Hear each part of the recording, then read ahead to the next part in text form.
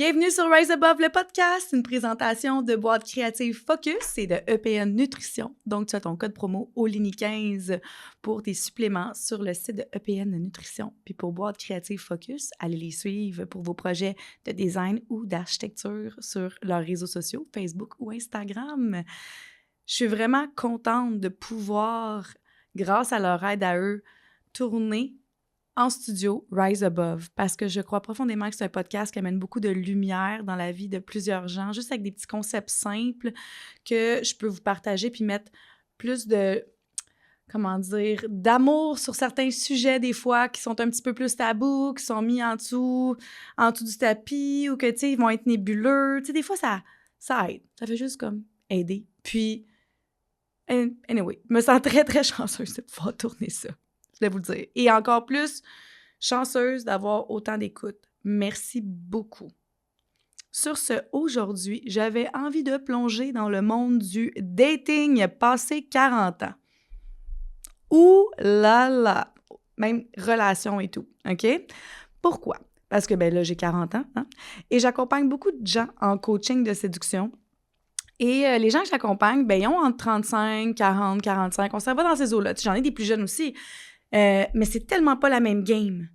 Dater quand t'es début vingtaine ou même début trentaine que dater quand t'as 35, 36, 37, 38, 39, 40 et plus et que t'as ta famille déjà faite, t'as ton indépendance, ta job, ta maison. T'as pas besoin de quelqu'un pour combler un espace comme une hypothèque, avoir une famille. Tout ça est fait, mettons, OK? C'est quoi dater quand tout ce que tu veux, c'est un compagnon ou une compagnonne? Genre, on va dire ça de même. Je trouve ça drôle de dire ça, mais en même temps, c'est que je trouve que ça amène de la sagesse, tu sais, parce que les compagnons de vie, souvent, c'est les personnes âgées qui vont dire ça, que, mettons, sont veufs ou veuves, puis là, ils ont un nouveau chum, c'est leur compagnon. Mais ça, je trouve ça tellement cute, dit de même, parce que c'est une personne avec qui ils s'entendent bien, qui ont envie de développer une intimité. Mais je trouve que c'est ça, dater passé 40 ans. On veut trouver quelqu'un avec qui on s'entend bien, puis qu'on a envie de bâtir une intimité, mais sans penser à justement avoir d'autres enfants, sans penser nécessairement à avoir une hypothèque ensemble. Peut-être que ça peut arriver, mais c'est pas nécessairement un objectif, tu sais. On veut quelqu'un avec qui faire des activités, on veut quelqu'un avec qui connecter, quelqu'un avec qui partager nos expériences. C'est surtout ça, c'est une notion de partage, tu sais. Puis oui, ça devient difficile, je vous le jure. Pourquoi? Parce qu'on arrive toutes avec notre bagage. Vraiment beaucoup. Puis, la quarantaine actuelle n'est pas la même chose que la quarantaine de nos parents. Pourquoi? Nos parents, quand ils avaient 40 ans, là, à l'époque, là, tout le monde était pas mal marié à 22, 23 ans, 24, 25. Tu sais, c'était comme commun d'être marié. Tout le monde avait eu des enfants à 23, 24 ans. Fait que quand les gens se séparaient, ils avaient pas mal tous des enfants du même âge. C'était très rare les femmes qui avaient des enfants passés 35 ans, début quarantaine, c'était la minorité. Là. Le 3/4 des femmes avaient des enfants vraiment mi-vingtaine, gros max. Fait que, tu sais, si tu divorçais à 40, 45 ans, tu finissais par rencontrer du monde qui avait toujours un peu la même réalité que toi. Là, c'est complètement autre chose. Carrément. Parce qu'avec justement le système de santé qui a upgradé, ça fait en sorte que les gens qui ont des enfants un petit peu plus tard et tout, tu sais, les femmes, c'est comme un petit peu moins à risque ou, tu sais, ils sont mieux encadrés au niveau de la maternité, fait qu'ils se permettent de commencer par leur carrière puis ont des enfants plus tard. Les hommes aussi, ça peut être ça des fois, au niveau de la carrière et tout. Il y en a qui les ont eu très jeunes. Fait que, tu sais, t'arrives à 40 ans, puis là, t'as un éventail de monde sur le marché du célibat avec toutes des réalités complètement différentes. Tout essaye de matcher avec ça. C'est un peu intense. C'est un peu intense, tu sais. Déjà, en plus que t'arrives avec ton bagage. Ton bagage, c'est quoi? C'est ton système de croyances à toi. Encore une fois, à l'époque, c'était une minorité de personnes qui faisaient du travail sur soi, tu sais, qui étaient un petit peu New Age, on les appelait de même, là, tu sais, là. Mais tu sais, t'as tout le temps ça, une matante que tes parents ils appelaient la matante Grano, là, qui était tout le temps en train de manger des vitamines, puis qui a commencé à faire du yoga, là, dans les années 80-90. On avait une matante de même, mais il n'y avait pas 46 matantes de même, tu comprends? On en avait une. Fait que, il y avait beaucoup moins de monde qui était dans cette culture d'approfondir au niveau du développement personnel. Fait que les gens, encore là, se reconnaissaient plus. C'était comme, on dirait que c'était beaucoup plus générique. Maintenant, puisqu'on a accès à la technologie, accès à beaucoup plus d'informations, On a l'éclatement des normes qui s'est fait aussi, les femmes sur le marché du travail, beaucoup. Après ça, il y a beaucoup de personnes qui ont été entrepreneurs à travers ça. Il y a eu plein de choses qui font en sorte que, bien, on est beaucoup moins générique. T'sais, on s'émancipe beaucoup plus en tant que personne. Fait que tu as encore plus de types de personnes que quand tu t'en vas sur le marché du célibat maintenant, comparativement il y a 20 ans quand tu avais 40 ans. C'est complètement différent. Donc, là, tu arrives, toi, il faut que tu trouves quelqu'un qui a un système de croyances qui fit avec le tien. Parce que le système de croyances va amener les blessures. OK? Puis, ce qui arrive en quarantaine, c'est qu'on commence à avoir des petites habitudes aussi. Puis, ça fait un petit moment que tu es célibataire, là. Ta petite bulle, ta petite vie, tu l'aimes, OK? Puis là, toi, tu as tes petites habitudes, puis là, il faut que tu rentres quelqu'un dans ta vie qui a ses petites habitudes. Puis la flexibilité mentale en vieillissant, là, est de moins en moins flexible, justement. Puis les habitudes, c'est quelque chose qui va sécuriser énormément. Puis si on a 40 ans, ça veut dire que ça fait longtemps qu'on fait des micro-habitudes. Parce qu'on est des êtres de répétition. On est plein de programmes. Le mental, c'est ça. On est plein de programmes qui sont nos croyances. Donc là, toi, tu as tes petites habitudes, tu as l'autre qui a ses petites habitudes. Après ça, tu as les cercles d'amis. Après ça, tu as le mode de vie. Après, tu as les enfants. Des fois, les enfants n'ont pas du tout le même âge. Ça, c'est une autre affaire. Ou tu as quelqu'un qui n'a pas d'enfant, puis toi, tu en as. Il y a tellement de différences que ça devient extrêmement nuancé, puis ça devient un défi en soi. Puis aussi, tu as les gens il y en a qui vont vraiment beaucoup se compliquer la vie, là, on s'entend, là, arriver avec des critères, mais ça fait partie de la rigidité mentale, qui fait partie d'un bassin de blessures dans le passé aussi, tu sais, il faut faire attention à ça. Donc, la quarantaine, je trouve que souvent, sur le milieu du célibat, puis là, j'amène ça avec beaucoup de douceur, OK? Puis ça, c'est une observation, puis c'est pas un jugement. Autour de la quarantaine, je trouve que c'est là qu'il y a le plus de gens qui ont tendance à être blessés, qui se ramassent dans cette situation-là. Ils tombent célibataires après la relation avec le père ou la mère de leurs enfants. Boum!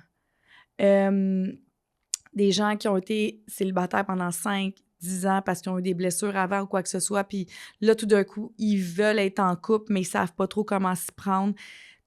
Il y a des gens aussi qui, avec le travail, il y a beaucoup de cas de dépression, burn-out. Dans la génération des milléniaux, on est sûr qu'il y en a le plus, là, vraiment beaucoup, là, beaucoup. Les Gen Z, ça va pas tant que ça non plus, mais les milléniaux, on n'est pas pire parce que nous, on a vu la technologie, puis on a encore le côté people pleaser d'enfants qui sont fait élever par des boomers, là, tu sais. Fait que c'est un peu différent. Donc, t'as tout ça à dealer avec, plus toi, tes propres croyances à toi. Puis là, de trouver un objectif commun pour la relation qui est différent que on veut des enfants, puis on veut nécessairement une hypothèque. Tu sais, quand on dit en PNL, on dit que lorsque l'objectif est clair, la quête se dessine. OK? Mais quand on dit qu'on veut un compagnon de vie ou un partenaire de vie, OK, mais c'est quoi cet objectif-là? Clairement, c'est quoi cet objectif-là? Afin de faire quoi? Afin de partager quoi? C'est ça qui est nébuleux puis qui fait en sorte que les gens, ils se datent puis ils savent pas trop c'est quoi qu'ils datent. Ils font comme, oui, je sais ce que je veux quelqu'un dans ma vie avec qui faire ça. Oui, mais là, il va falloir que tu spécifies en tabarnouche parce que les objectifs de base qui font que l'homme et la femme entrent en relation, là, j'ai un petit disclaimer ici. Oui, j'ai un point de vue hétérosexuel cisgenre parce que c'est mon orientation. Donc, ça peut être pour femme, homme aussi, sans problème. Mais les trucs de base qui font que les gens arrivent en relation souvent, c'est pour des buts communs de reproduction, de procréation, d'engagement, de construire une famille, d'un nid familial ou quoi que ce soit, tu sais. Mais quand tout ça, c'est plus là, c'est quoi l'objectif? Dis-moi clairement. Si ton objectif est clair, ta quête va beaucoup être plus claire à dessiner, OK? Je vous explique des types d'objectifs qu'on peut avoir quand on date passé 40 ans. Moi, mon objectif numéro 1, c'est un état d'esprit. Si quelqu'un nuit à ma paix mentale, c'est terminé.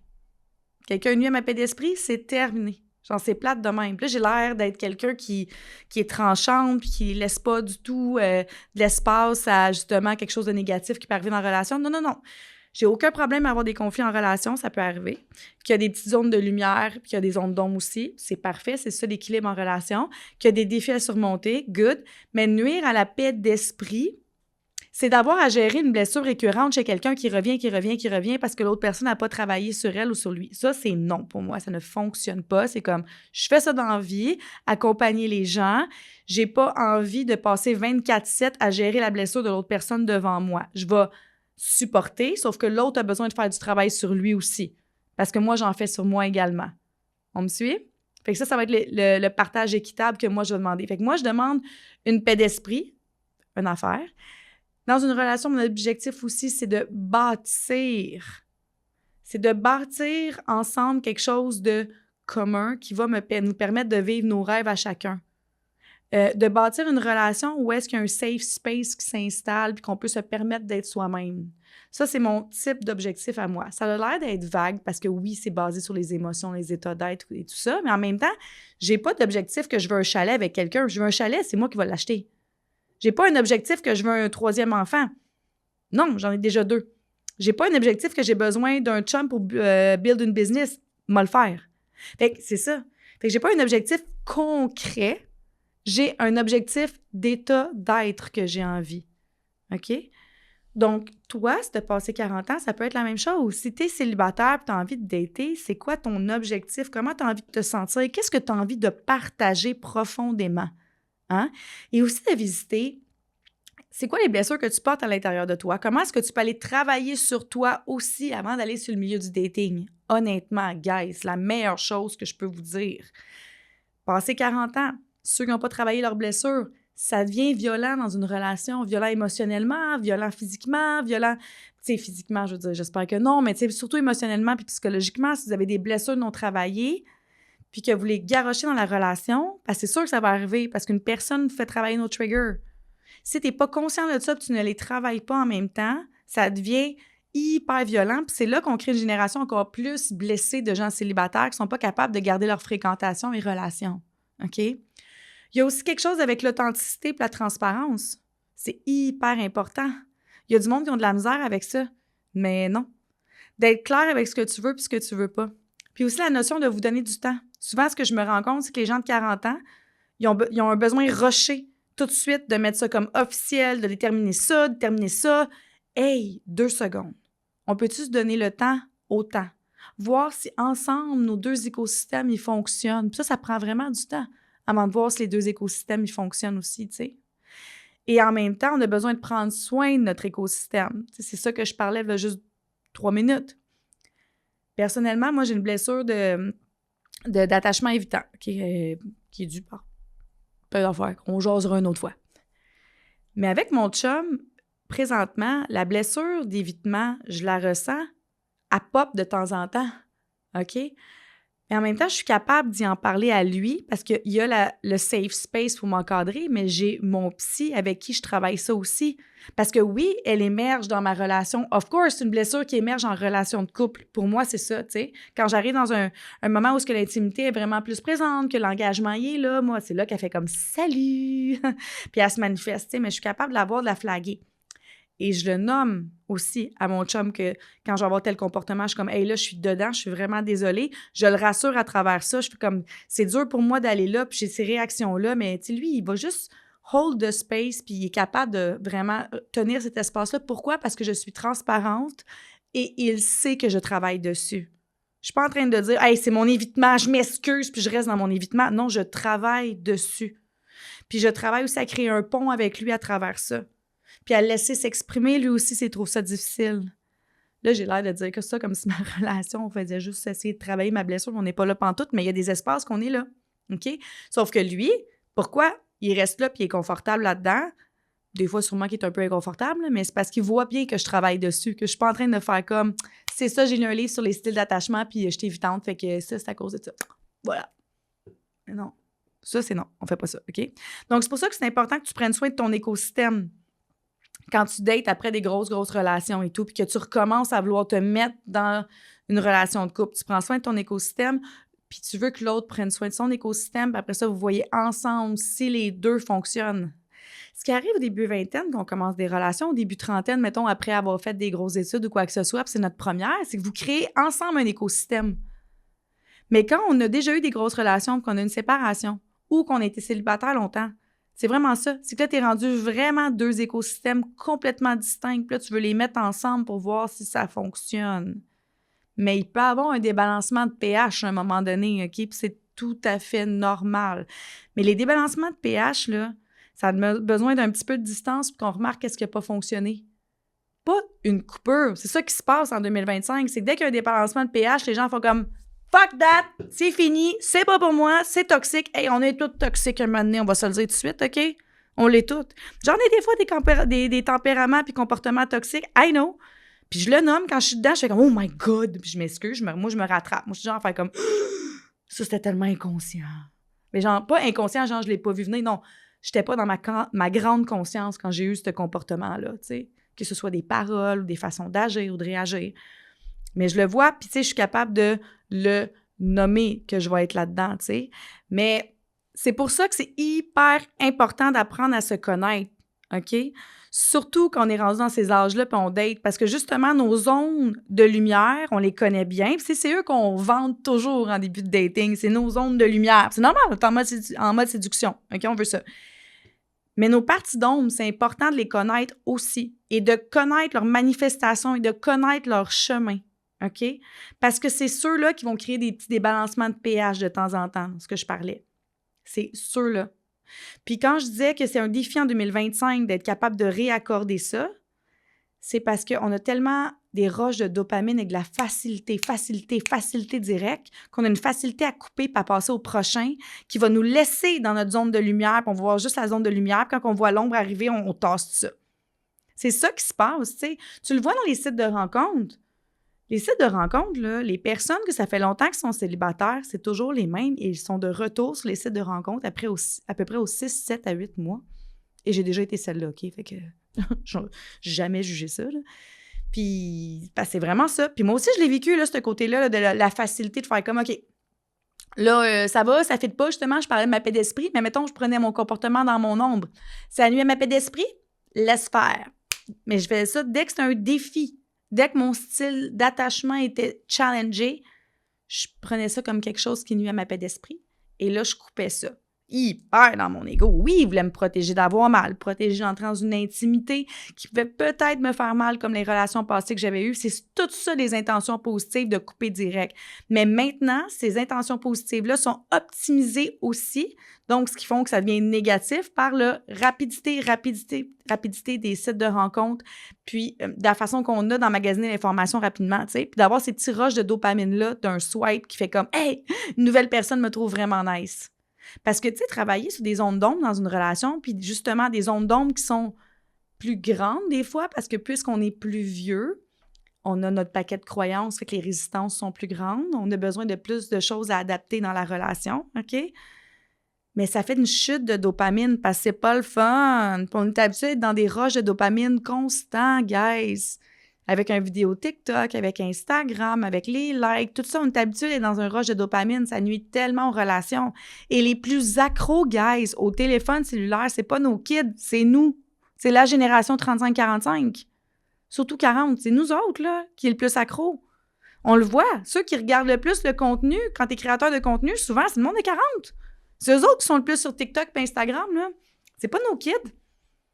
Ben, pas toutes, en tout cas, j'espère que non. Parce qu'il faut qu'ils vivent quelque part. Mais même pour vous autres, je trouve ça plate pour vous autres d'être tout le temps là-dessus. Là. Tu sais, je veux dire, un moment donné, oui, tu peux consommer ça un petit peu comme quand tu écoutes Netflix et la télé, c'est le fun. Tu sais, il y a des affaires quand même très drôles. Mais quand tu tombes dans le genre de rabbit hole, ça nuit à ton rush de dopamine. Ce qui fait en sorte que quand tu arrives justement dans une relation, que les deux écosystèmes se rencontrent, que là, ça fait 3, 4, 5, 6 mois, puis là, il y a un petit déséquilibre qui se crée, ben le mode Cooper va arriver vite parce que tu as un down de dopamine. Puis là, tu te rends compte que tu as juste besoin de retourner sur Bumble, Tinder, ci, puis ça. Puis là, bah, tu peux en retrouver un autre éventuellement. Puis tu vas avoir des matchs, des swipes ou « Ah, je vais retourner chez nous, moins d'efforts, je vais me recentrer sur moi. » L'idée, quand tu commences une relation dans ces âges-là, c'est d'être capable de te retrouver toi pendant que tu travailles la relation aussi. Il y a cet équilibre-là. Puis c'est ça que la maturité amène aussi. Parce que moi, je trouve que je vis ma relation beaucoup plus consciemment que je faisais avant. Pourquoi? Parce que justement, ma maturité émotionnelle de ma quarantaine fait en sorte que je peux faire « OK, j'ai besoin de temps pour moi pour être équilibrée, pour pas tomber dans Olini qui a envie de tout couper. Et en même temps, je vais t'en donner à toi, mais je dois rester dans mon équilibre aussi. Puis voici mes choses qui sont hyper importantes dans ma vie. Voici celles que je suis prête à faire des sacrifices. » Il y a tout ça aussi à checker. Mais pour ça, il faut apprendre à se connaître. Et aussi pour ça, il faut être capable de se donner du temps puis pas rusher la relation tout de suite. Parce qu'il y a quelque chose aussi avec la quarantaine, le monde a peur de finir seul. Moi, je le vois souvent quand les gens se séparent. C'est « Ah non, je veux pas finir ma vie toute seule », c'est pas vrai. Même, il y a ça avec la trentaine, là. ça finira pas, ta vie toute seule. Il y a tellement de monde sur la planète, OK? Tu as vu le trafic te rendre à Montréal? Ça veut dire qu'il y en a du monde, OK? Il y en a du monde. Tu essaies de prendre un café à Montréal un samedi, toi. Pas de place. Tu peux pas t'asseoir. Il y a trop de monde, OK? Ça veut dire qu'il y en a du monde célibataire, c'est sûr et certain. Fait que tu vas pas finir ta vie toute seule. Sûr que non. Tu as besoin de laisser respirer la relation pour que tu puisses travailler tes trucs aussi en même temps puis que tu aies une relation qui va te permettre de t'émanciper, mais plus profondément quand tu es rendu dans la quarantaine. Vraiment. Et de prendre le temps de vivre ces ajustements-là parce qu'on n'est pas avec notre début vingtaine, qu'on habite chez nos parents puis que tout est beau puis que tout est nouveau. On n'est pas là. Les raisons d'être ensemble sont plus profondes que superficielles. Il y en a encore qui restent dans la superficialité, puis c'est correct. Puis, on respecte tous les modes de relation possibles. Mais il y en a beaucoup qui sont dans la profondeur. C'est pas dans « j'ai besoin de quelqu'un pour payer mon hypothèque ». Ça, je dis la superficialité, j'étais plus là. Genre, je veux quelqu'un pour me faire vivre. Il y en a, là, tu sais, c'est comme la mode, un moment donné, il y a un trend là, qui arrive ce temps-ci, là, genre, je veux un sugar daddy. Moi, je suis comme, j'ai mal. Quand j'entends ça, j'ai mal. J'ai mal pour nos hommes, j'ai mal pour nos filles. Ça, c'est ça, hein? Non. On veut qu'un couple, ça soit un beau partnership. Puis je pense que d'avoir 40 ans puis de vouloir retomber en relation après avoir eu des longues relations ou qu'on cherche un compagnon, je trouve ça cute de s'inspirer justement des personnes âgées qui font comme « Hey, mon compagnon, j'ai du fun avec, je joue aux cartes. » Mais ils s'attendent pas à être avec la personne tout le temps, à tout faire avec. Ils gardent leur mode de vie, ils vont jouer au bridge avec leur petite chum, ils font leurs affaires, puis de temps en temps, il y a Serge qui est là, leur petit compagnon. C'est tellement cute! On pourrait quasiment vivre ça comme ça. Il amène ça avec tellement de légèreté, tellement moins de pression. On devrait vraiment s'inspirer de nos aînés pour ce qui est de ça, pour ce qui est des relations, du dating life après un certain âge. Juste pour qu'on puisse retourner à cet espace de connexion profonde-là qui est dans la simplicité et la joie. Pas le plaisir. Le plaisir, c'est le fun, mais le plaisir, ça vient de l'ego, 3/4 du temps. La joie, c'est un état fondamental de l'âme. On est ailleurs. On a du plaisir dans la joie, mais c'est différent. Mettons, plaisir qui vient de l'ego, ça va être, on s'en va dans un gros souper gastronomique avec de l'alcool, puis là, tu sais, c'est une terrasse dans le Vieux-Port, on est beau, ça, c'est de l'ego. C'est correct, on a tout de l'ego positif, on en veut. Mais un plaisir qui vient avec la joie, c'est quoi? C'est de passer une soirée à faire un casse-tête puis rire ta vie, là. Ça, c'est du plaisir qui arrive dans ta joie. Il y a le jeu qui est là-dedans. Il y a quelque chose qui est pétillant là-dedans. OK? C'est totalement différent. Alors voilà. Hey, j'espère que ça t'a amené un peu de lumière. Ça t'a amené des petites pistes de solutions si toi, tu viens de tomber célibataire ou que ça fait un moment que tu l'es puis que tu cherches quelqu'un ou que tu commences à être découragé du mode dating. Premier conseil, je te dis toujours, commence par prendre soin de toi, OK? Avant d'aller dans une relation. Puis, honnêtement, mets les cartes sur table rapidement et regarde quel objectif tu veux pour être en couple. Est-ce que c'est pour combler un vide? Pas un bon objectif. On n'est pas là. Je veux me sentir moins seule. Ça, c'est sur un manque. Fait que tu vas attirer des relations de manque, OK? Tu veux partager quoi? C'est quoi l'objectif à moyen long terme? Qu'est-ce que tu as envie d'être, de vivre comme expérience? Écris ça aussi. Pour que toi, ça amène de la clarté. Puis, gêne-toi pas pour exposer tes zones d'ombre aussi à l'autre. Gêne-toi pas. Il y en a qui vont dire « Hey, c'est lourd ». Non, mais t'es pas obligé d'exploser tout... Pas d'exploser, boy, c'est un peu pareil. D'exposer tes traumas d'enfance, plus genre tous tes patterns le premier mois, là, non. Sauf que, tu sais, ça peut être quand même une bonne idée si ça fait 3-4 mois que vous voyez, que tu commences à les nommer, tes parts d'ombre, faire comme « Hey, moi, ça, là... » Tu as tendance à être anxieuse dans ce temps-là. Ah, OK, oui. Puis comment on gère ça avec toi, cette anxiété-là? Bien, j'ai besoin de ça à ce moment-là. Mais pour que tu puisses dire ça à l'autre, c'est que tu dois te connaître toi. Comme ça, l'autre, il crée un pont vers toi aussi dans ce temps-là. Alors voilà. Sur ce, hey, je t'invite à liker l'émission. Partage-la à quelqu'un que tu connais, que tu aimes, ou juste en story, ça permet de me faire voir et connaître un peu, puis qu'il y ait le plus de gens qui ont accès à mon contenu qui est gratuit comme celui-là. Puis des fois, ça change des petites semaines. Ça peut changer des mois. Quelqu'un qui vit un mois difficile puis il pogne le bon podcast, ça peut vraiment l'aider. Fait que le fait que tu mettes un petit 5 étoiles puis tu partages, ça change tout. Ça met le podcast un petit peu plus haut dans la liste de Spotify puis ça fait en sorte qu'il y a plus de gens qui peuvent avoir accès à ma lumière. Alors, je te souhaite une belle journée, une belle soirée, une belle semaine, une belle fin de semaine. Love, rise above.